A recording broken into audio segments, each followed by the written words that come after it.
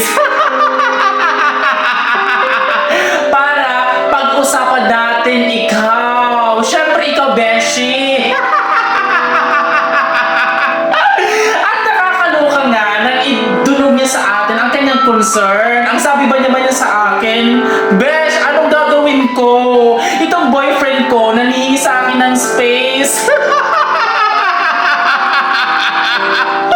Oh my gosh! Besh, naluluka ako sa'yo.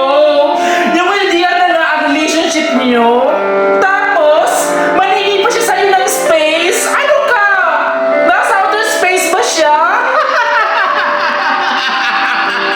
Beshi, hindi po ako isang astronaut or scientist. Ako po ay isang barista.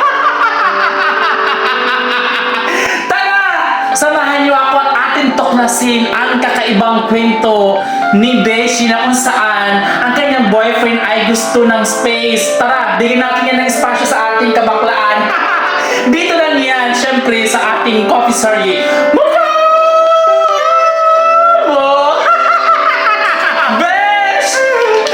Nakakaloka ka talaga ng bongga-bongga.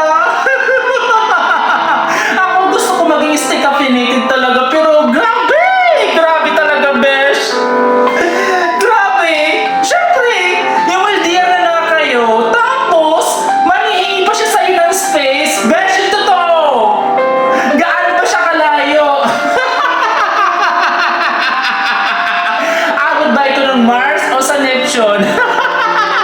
Seryoso, Besh, gaano ba kalayo ang gusto niyang space? Para siyang nakapag-isip-isip ng bonggang-bongga. Besh! Parang awa mo na!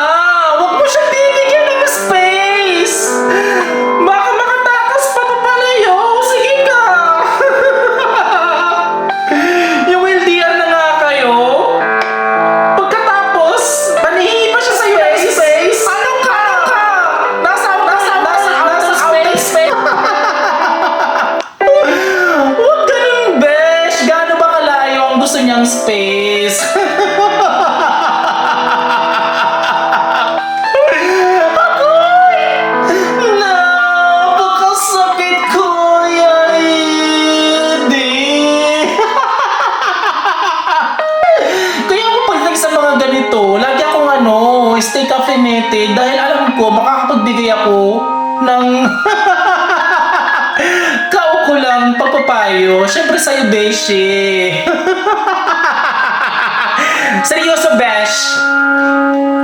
Yung idea na nga kayo, tapos, manihingi pa sa'yo ng space. Huwag ganun, huwag mong bibigyan ng space.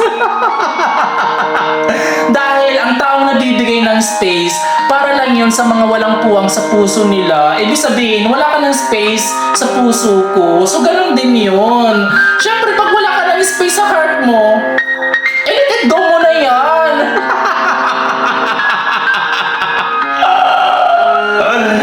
O, di ba, Besh? Ayan po ang ating nakahalap sa araw ng ating coffee series sa kaping ito ni Lionel.